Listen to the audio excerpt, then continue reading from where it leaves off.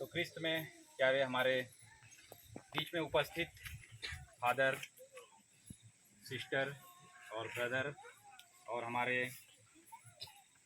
मैनगढ़ी के जितने भी यहाँ उपस्थित माता पिता, भाई बहन और हमारे युवा साथी, सभी को नया साल का आप लोगों के लिए ढेर सारी शुभकामनाएं के साथ आपके जीवन में एक नई खुशियाँ, एक नई उमंग और ईश्वर का अपार कृपा आप लोगों के जीवन में इस नए वर्ष में बनी रहे और आपके जीवन की हर सुख और दुख में ईश्वर की कृपा हमेशा आपके साथ में बनी रहे। इसके लिए हम लोग इस नए वर्ष को ढेर सारी शुभकामनाओं के साथ स्वागत और अभिनंदन करते हुए इस नए साल को सेलिब्रेट कर रहे हैं। और उसी के उपलक्ष्य में आज हम लोग नए वर्ष के रूप में पिकनिक के तौर पे यहाँ पे उपस्थित हैं। और हमारे लिए बहुत ही खुशी की बात है कि हमारे बीच में दो फादर हैं, 2 सिस्टर्स हैं और एक ब्रदर जी भी हैं और एक बहन भी है हमारे बीच में। तो हम लोग के लिए इस खुशी में इनका शामिल होना हमारे लिए और हमारे ग्रामवासियों के लिए बहुत ही खुशी का पल है। और सहृदय हम लोग सारे हमारे मेहमानों के लिए एक बार जोरदार तालियों के साथ इनका स्वागत करते हैं।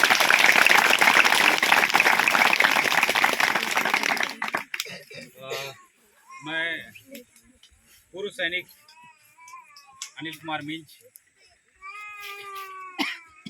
मैंने देश की सरहदों पे 17 साल अपना सेवा दिया और फिलहाल मैं रिटायर होके अपने ग्राम मैनगढ़ी में आ चुका हूँ।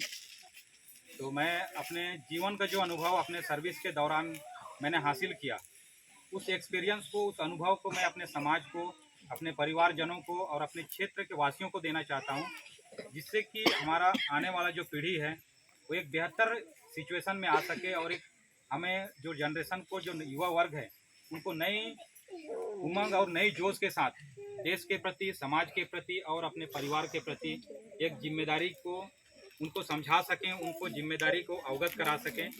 किसी भी जाति वर्ग, चाहे कोई भी धर्म का हो, सभी के लिए मेरा जो ये टीम है वो सभी के लिए मान्य है। और मैं चाह रहा हूँ कि हमारे क्षेत्र में जो भी युवा वर्ग हैं, आने वाले जो भविष्य उनके कंधों पे आने वाली है, उनके लिए और हमारे माता पिता और भाई हैं, चाहे बहन लोग हैं, उन सभी के लिए मेरी छोटी सी एक कुछ टिप्स है, मैं उसको आप लोगों के बीच में मैं शेयर करना चाहता हूँ। और हमारे युवा वर्ग को अपने आने वाली पीढ़ी के लिए एक मजबूत दीवार की तरह, एक मजबूत ढाल की तरह उनको तैयार कर पाएँ, जिससे कि वो अपने परिवार, अपने समाज और इस क्षेत्र के लिए और साथ साथ इसके साथ ही इस देश के लिए एक प्रमुख जिम्मेदारी को निभा सकें। और अपने जिम्मेदारी को बखूबी निभाते हुए वो अपने दायित्व को, इस देश के होने के नाते, एक नागरिक होने के नाते अपना दायित्व को भी समझ सकें। तो उसके लिए मेरा ये अभियान को आप लोगों से मैं निवेदन करता हूं कि आप सबको ये सपोर्ट कीजिए, जिससे कि हम सब मिलकर आने वाला जो हमारा पीढ़ी है, हमारा आने वाला जो युवा वर्ग है, चाहे गर्ल्स हो, बॉयज़ हो, उन सभी को हम सही रास्ते पे ला सकें। और मेरा इस कार्य के लिए आप लोगों को विशेष निवेदन करना चाहता हूं। और विशेषकर आज हमारे बीच में बहुत ही अच्छा सुनहरा अवसर है कि हमारे बीच में फादर लोग भी हैं, सिस्टर लोग भी हैं। तो हमारे इस मुहिम को उनके माध्यम से ईश्वर से हम निवेदन भी करना चाहेंगे कि हमारे लिए इस मुहिम के लिए वो प्रेयर करें, जिससे कि हम आने वाला जो युग है उनको सही रास्ते में ला सकें। चाहे हमारे उसमें माता पिता क्यों ना हो, भाई बहन क्यों ना हो, बेसिकली हमारे युवा वर्ग तो है ही हैं, लेकिन हम अपने माँ बाप को भी बेहतर सिचुएशन में उनको ज़िंदगी मतलब दे सकें और उनको गौरवान्वित होने का एक एहसास भी दे पाएँ, ताकि उनका जो बचा खुचा जो ज़िंदगी है वो गर्व महसूस हो। अपने बेटे बेटियों के ऊपर, वो अपने बच्चों के ऊपर वो गर्व महसूस करें, उनके बचा खुचा ज़िंदगी में वो एक नया खुशियाँ मिल सके, उनको अपने बच्चों के माध्यम से एक नई खुशियाँ और नई जिज्ञासा लेकर एक अच्छा महसूस कर सकें अपने जीवन में।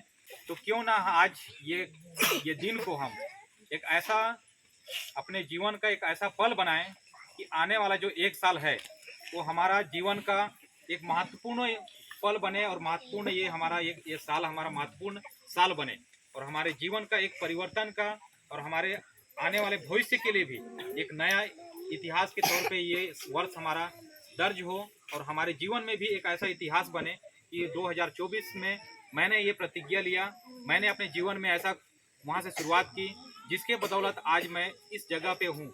ये शब्द हमें बोलने के लिए आगे हमें मतलब ये चीज़ हमें मतलब मौका भी मिले, और वो मौका बनाने के लिए हमको अभी से इस जीवन में इसी वर्ष से आज से हमें कुछ शुरुआत करने की ज़रूरत है। इसमें कुछ कुछ चीज़ें हैं जो हमें हार्डली और बहुत ही फोर्सफुली, बहुत ही मतलब जबरदस्ती ही बोला क्यों ना जाए, हम उसको अपने जीवन में पालन करेंगे, तभी जाके कुछ नया चीज़ को हम लोग कर पाएंगे, जिसमें हमें बहुत सारी चीज़ों को बलिदान भी करना पड़ेगा।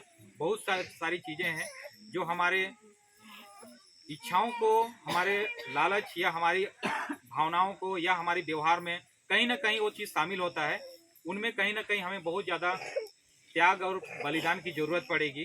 तो उसमें हम सभी को बलिदान करने की ज़रूरत है, तभी जाके हम नया साल को नया की तरह मतलब बना पाएंगे, और आने वाला नया वर्ष में हम इस वर्ष को याद भी कर पाएंगे। और इस वर्ष का जो आकलन है, जो हमारा फीडबैक है, वो नए वर्ष 2025 में हम उसको याद भी कर पाएंगे। उसके अनुसार से हम अगले नए 2025 में बेहतर उसको और भी इम्प्रूव कर पाएंगे। तो उसके लिए मैं कुछ पॉइंट्स बताने जा रहा हूँ, उसको आप लोग ध्यान से सुनिएगा। कुछ भी असंभव नहीं है। जैसे हमें फौज में सिखाया जाता है कि एवरीथिंग इज पॉसिबल, कोई ऐसा चीज़ नहीं है जो मतलब नहीं हो सकता है हमसे। हमें फौज में यही चीज़ सिखाया जाता है कि हम कोई भी काम को, नो हमारे मुंह में आता ही नहीं, नहीं वाला शब्द ही नहीं आता है। इसलिए हमें कोई भी काम ऐसा नहीं लगता है जो हम नहीं कर सकते हैं। हमें वहाँ से आने के बाद ऐसा लगता है कि इस जीवन में हर चीज़ बहुत सिंपल है, जो हम आसानी से कर सकते हैं। कोई ऐसा काम ही नहीं है जो आप नहीं कर सकते। आज के युग में आप देखिए, हमारी जो बहन लोग हैं वो आज के डेट में फाइटर जेट चला रही हैं, जो आप लोग देखते होंगे, है ना। जो एरोप्लेन तो चलो पैसेंजर्स लोग चलाते हैं, लेकिन जो लड़ाई के क्षेत्र में जो हमारे फाइटर जेट हैं, उसको आज के डेट में हमारे बहनें लोग चला रहे हैं। तो आजकल कोई ऐसा काम नहीं है जो सिर्फ बॉयज ही कर सकते हैं, लड़कियों नहीं कर सकते, ऐसा संभव, उसको बिल्कुल हर चीज़ संभव है। मतलब असंभव बोलना ही नहीं है कि आज गर्ल्स भी उतना ही पावरफुल है, बॉयज जितना पावरफुल है। आज के डेट में हर दोनों इक्वलिटी है, तो दोनों के लिए इक्वलिटी सोच भी रखना बहुत जरूरी है, और दोनों मिलकर हमारे देश को भी चला रहे हैं। और देश की जो गति है उसमें गर्ल्स का अभी तक देखा जाए, जो अभी सिचुएशन चल रही है, वो ज़्यादा मतलब उनका योगदान बहुत ज़्यादा है। बॉयज़ के बनिस्पत थोड़ा गर्ल्स लोगों की जो योगदान है ज़्यादातर बढ़ते जा रही है, क्योंकि हमारे बॉयज़ कुछ हद तक थोड़ा सा परसेंटेज थोड़ी पीछे हैं। जो देश की गति को, देश की सुरक्षा में हो, चाहे देश का किसी भी फील्ड में हो या किसी भी डिपार्टमेंट या जॉब में हो, गर्ल्स की सबसे ज़्यादा मतलब उनकी में योगदान है। और उनकी जो कार्यशैली है वो ज़्यादा मतलब निखर की भी है, और उनकी जो क्वालिटी है वो बेहतर है। तो हम अपने गर्ल्स लोगों को, अपने बहनें लोगों को इस पर प्राउड फील करते हैं, जो कि हमारी इस मुहिम में और हमारे देश की गति को बढ़ाने में सबसे बड़ा योगदान, हमारे समाज को भी आगे बढ़ाने में आज आप लोग खुद महसूस कर रहे हैं। हमारी माताएं हैं चाहे बहनें हैं, वो सबसे ज़्यादा अहम रोल निभा रही हैं।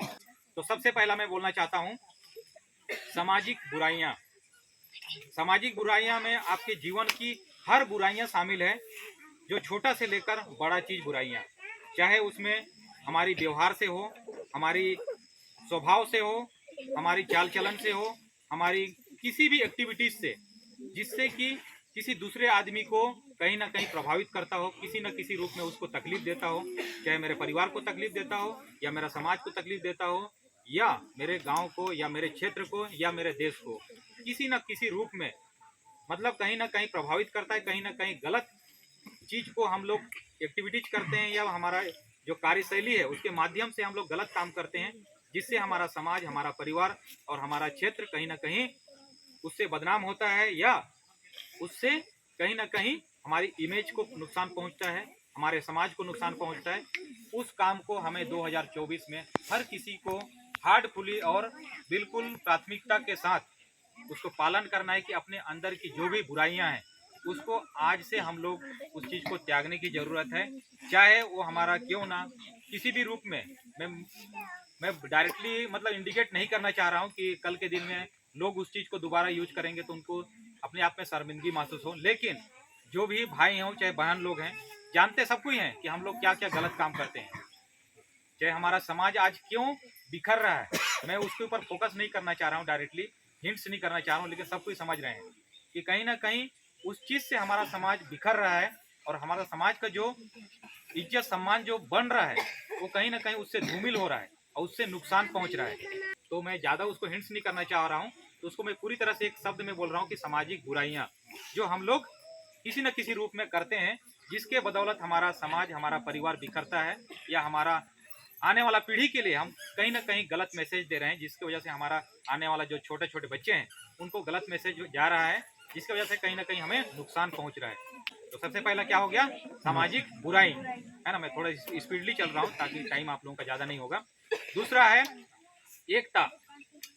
एकता ही ऐसा चीज है जो किसी भी चीज को झुकाने में और किसी भी आपके हक और अधिकार को लेने में सबसे ज्यादा अहम रोल निभाती है, वो है आपकी एकता। आप एकत्र हों, चाहे किसी भी धर्म के हों, किसी भी जात के हों, उससे कोई फर्क नहीं पड़ता है। आप सामाजिक प्राणी होने के नाते आपको अपने क्षेत्र में, अपने समाज में या अपने पड़ोस में एकता के सूत्र में बंधा होने की जरूरत है।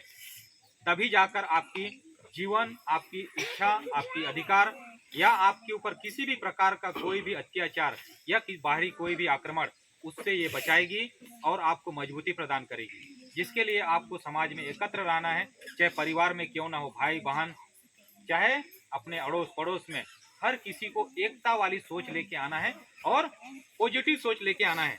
किसी को क्रिटिसाइज और किसी को नीचा दिखाने की सोच को, अपने आप को खत्म करना है। आप बुराइयों में भी अच्छाई ढूंढने की कोशिश करेंगे तो आपको अच्छाई मिलेगा। अगर आप अच्छाई में भी बुराई ढूंढने की कोशिश करेंगे, अच्छा भी चीज आपको बुराई लगेगा। तो हमेशा अपनी सोच को पॉजिटिव सोच लेके आना है और दूसरे के लिए हमेशा पॉजिटिव सोच लेकर, स्नेह, दया और प्रेम और क्षमा और विनम्रता का भाव लेकर आपको एकता का रूप को तैयार करना है, अपने अंदर से तैयार करना है।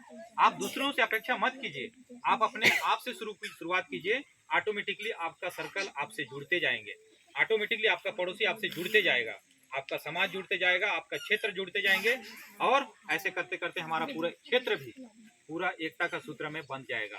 उसके लिए जरूरी है हम सबको एकत्र होना और एकता का सूत्र में अपने आप को बांध के रखना, क्योंकि हम एक सामाजिक प्राणी हैं। तो हमें समाज की जरूरत है, हम इंडिपेंडेंट अकेले जीवन यापन नहीं कर सकते, क्योंकि हम एक सामाजिक प्राणी हैं। तो सामाजिक प्राणी होने के लिए हमें समाज की जरूरत है, हमें एकता की भी जरूरत है, हमें सामाजिक सुरक्षा जीने के लिए बहुत जरूरी है कि हमें सामाजिक सुरक्षा भी चाहिए। तो उसके लिए अहम रोल है एकता। तीसरा मैं आ जाता हूँ, तीसरा पॉइंट है मेरा, वो है शिक्षा। शिक्षा का क्षेत्र, बेटा शांत बनाए रखना, ठीक है। मेरा जो पॉइंट है बहुत ही इंपॉर्टेंट पॉइंट है, थोड़ा सा आप लोग शांति बनाए रखें, ज़्यादा टाइम नहीं लूंगा, ओनली और 5 मिनट ज़्यादा जा सकता है। तीसरा पॉइंट है शिक्षा। शिक्षा आज बेशक हम देखते हैं हर किसी के पास खाने पीने के लिए पर्याप्त चीज है, हर चीज सुविधा है, सरकार की बहुत सारी योजना है जो बहुत ही ग्राउंड लेवल तक भी पहुंच रही है, लेकिन हम कहीं ना कहीं उस बेनिफिट को सही रूप में नहीं यूज कर रहे हैं, नहीं इस्तेमाल कर रहे हैं, और शिक्षा के क्षेत्र में हमारा समाज पिछड़ते जा रहा है, हमारा क्षेत्र भी पिछड़ते जा रहा है। ये शिक्षा बहुत ही इंपॉर्टेंट हिस्सा है आपके जीवन का और हम सभी के जीवन का। शिक्षा ही ऐसा क्षेत्र है जो हमारे सामाजिक प्राणी होने का एक पहचान को साबित करती है कि हम एक सामाजिक प्राणी हैं। जब तक हमारे अंदर में शिक्षा की भावना नहीं है, तब तक हम एक सामाजिक प्राणी के रूप में अपने आप को कहीं ना कहीं नहीं दिखा पाते। इसमें जरूरी नहीं है कि पढ़ना ही जरूरी नहीं होता है। शिक्षा का क्षेत्र एक ऐसा मतलब अपार उसका डायग्राम फैला हुआ है जो सिर्फ एजुकेशन क्षेत्र से ही नहीं होता है, आपकी हर लेवल पे शिक्षा होती है। बच्चों को जो हम परवरिश करते हैं वहाँ से एक माँ बाप का शिक्षा स्टार्ट होता है और स्कूल तक पहुँचती है, स्कूल से लेकर उसको सामाजिक हिस्से में भी आकर वो शिक्षा मतलब कंटिन्यू चलती रहती है। हर रूप में शिक्षा को प्राप्त करना हमारे जीवन के लिए सबसे इम्पोर्टेंट हिस्सा है और हर माँ बाप को अपने बच्चों के लिए शिक्षा का सबसे महत्व प्राथमिकता दीजिए और बच्चे के ऊपर अपना जिम्मेदारी को दीजिए।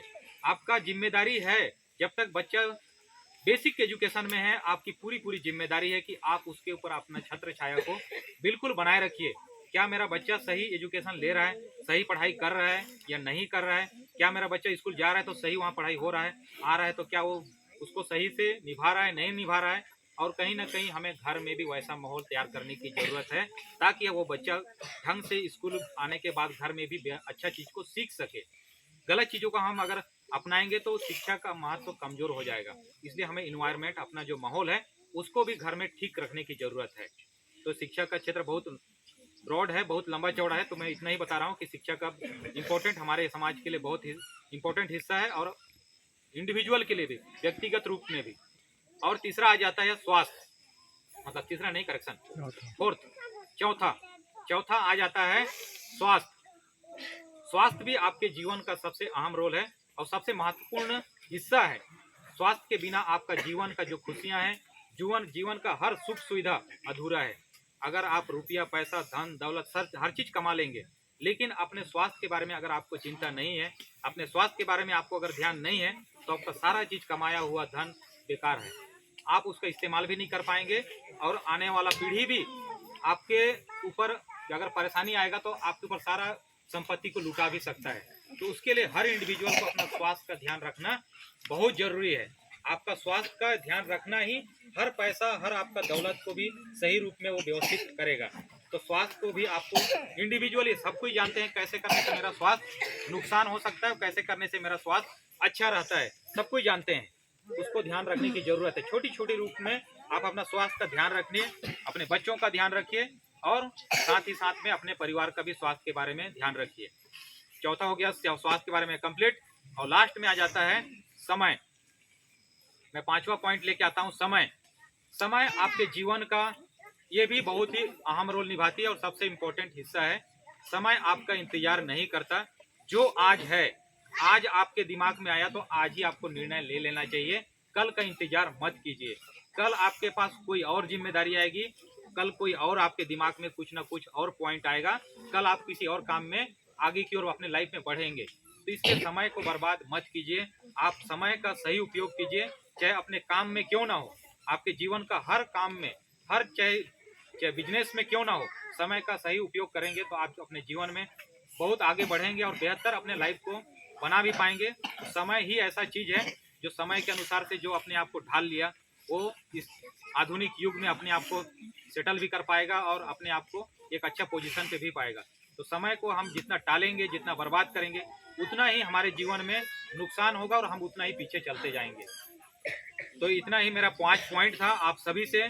और हम लोग सब आज ये प्रतिज्ञा करते हैं इस 2024 में इन सारी चीज़ों को, इस 5 पॉइंट के साथ साथ और भी अपने तरफ से इंक्लूड कर सकते हैं, अपने तरफ से शामिल भी कर सकते हैं। और भी जो अच्छा पॉइंट है आपके जीवन के लिए जो बेहतर कर सकते हैं, वो सारा चीज़ को आप इस्तेमाल कीजिए और 2024 में नया प्रतिज्ञा लीजिए, ताकि आपके जीवन में नया खुशियाँ, नया उमंग और ढेर सारी खुशियाँ आपके जीवन में बना रहे और आपके परिवार में एकता और प्रेम हमेशा बना रहे और परिवार को भी आप जोड़ के और एकता के सूत्र में बांध के रख पाएं। इसी शुभकामनाओं के साथ में मैं इस 2024 के लिए आप सभी को, ग्रामवासियों को भी और हमारे बीच में जितने भी हमारे चीफ गेस्ट हैं, हमारे मेहमान लोग हैं, उन सभी के लिए मैं ईश्वर से प्रेयर भी करता हूं, उससे निवेदन करता हूं कि 2024 हम सबों के लिए ढेर सारी खुशियां और नए उमंग के साथ ढेर सारी ईश्वर का कृपा और आशीर्वाद बने रहे। और इसके साथ ही हम लोग 2024 को एक नया इतिहास के रूप में अपने एक नया पन्ने में दर्ज कराएं। इतना ही सब मैं बोलकर अपने शब्दों को विराम देता हूं। थैंक यू, बहुत बहुत धन्यवाद आप सबों का मेरे बात को सुनने के लिए, देने के लिए आप सबों को बहुत बहुत धन्यवाद। हैप्पी न्यू ईयर और नए साल की ढेर सारी शुभकामनाएं। थैंक यू, जय हिंद।